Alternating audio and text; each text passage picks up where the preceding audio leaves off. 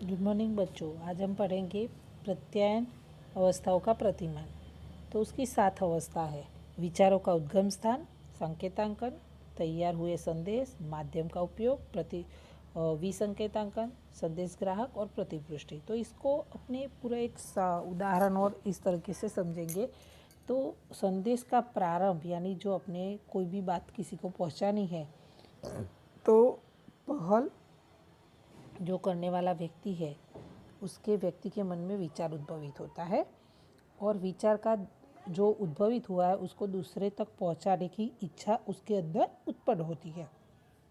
जैसे कि व्यापारी को ग्राहक को जब महंगे साबुन बेचना चाहता हो व्यक्ति को, तो क्या होगा, वो योग्य रूप से संकेतों द्वारा शब्दों में चेहरे के हावभाव से वो प्रस्तुत करेगा।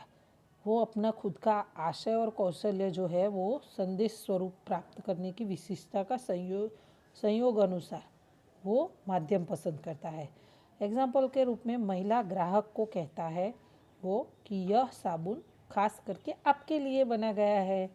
तो इस तरह यदि जैसे कि फॉर एग्जांपल साबुन अच्छे से बेचना है तो व्यापारी इस तरह से ऐसा बोल के, तो वो जो लेडीज होती है उसको प्रोत्साहन मिल जाता है और वो खरीद लेता है। तो वो जो संदेशा पहुंचाना चाहता था, उसको बिक्री करनी थी, वो वहाँ हो जाती है। तो इस तरह से श्रोता गुजराती होंगे तो वक्ता जो होते हैं वो बोलते हैं कुत्ते के ऊपर ससाया। इस तरह के गुजराती भाषा के संकेतों का उपयोग करेंगे। लेकिन जब श्रोता हिंदी भाषी होगा तो वक्ता जो बोलेगा वो कुत्ते पर खरगोश आया, इस तरह से हिंदी में संदेशों का उपयोग करेंगे। यदि और लोगों को संदेश न देना चाहता हो व्यक्ति, तो एक दूसरे से घुस-पुस करके बात करते हैं। ग्रामीण लोग बड़े समूह को संदेश देना चाहते हो तो गांव के बड़े लोग क्या करते हैं, जोर से बोलकर संदेशा देंगे। और जासूस विदेश में होने वाली राजनीतिक हलचल के विषय में जानकारी अपने देश में गुप्त रूप से देने के लिए खास गुप्त संकेतों का उपयोग करते हैं। संकेतों में डले हुए संदेश मौखिक उच्चारण के माध्यम से या लिखित माध्यम के स्वरूप या अन्य रीति से भेजे जाते हैं।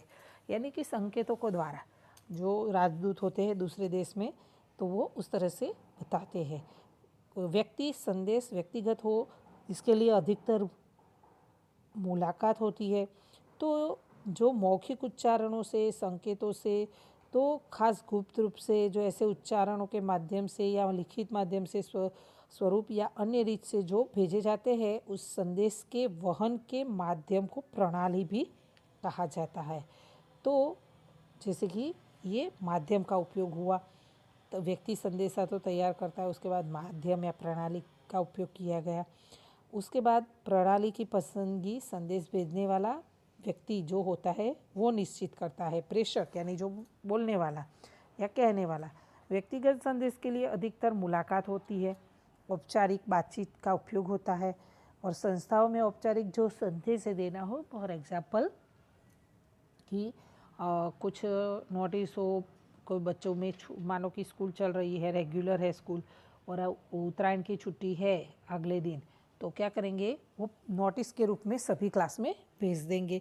तो नोटिस उस तरीके की भी होती है, परिपत्र के रूप में बोर्ड में, नोटिस बोर्ड में भी होती है, छपी जानकारी भी होती है, सूचना पत्र आदि का उपयोग किया जाता है। बड़ी संख्या में जो संदेश पहुंचाने के लिए माध्यम के रूप में दीवार पर भी लेख लिखा जाता है, पोस्टर लगाए जाते हैं, वर्तमान पत्र में खबर दी जाती है, प्रेस नोट का उपयोग किया जाता है। तो ये ग्राहक को पहुँचे उसके पहले उसमें उपयोग में जो लिया गया प्रतीकों का भी संकेतन होना चाहिए, जिससे उसका अर्थ समझा जा सके। उदाहरण स्वरूप टूथपेस्ट में फ्लोराइड है, ऐसी खबर पढ़ने के बाद फ्लोराइड क्या है इसका अर्थ और महत्वपूर्ण समझना जरूरी है संतोषपूर्वक। और ये भी फ्लोराइड के संकेतों का रहस्य खुलने तक वह मनुष्य है या प्राणी है या जड़ पदार्थ है वो समझ में नहीं आता है। जब तक वो फ्लोराइड क्या है वो समझे नहीं जाए तब तक वो पता चलता नहीं है। तो प्रभाव समझ में न आए तो टूथपेस्ट क्यों लेगा, यह प्रश्न खड़ा होता है। ग्राहक का ध्यान, उसका सामान्य ज्ञान, बुद्धि कौशल्य और अनुकूलन मनोभाव इसका अर्थ समझने में उपयोग होता है। अधिकतर जो होता है वो संदेश वो मिलने के बाद या समझने के बाद प्राप्त करने वाली व्यक्ति विशिष्ट वर्तन या प्रतिभाव देता है।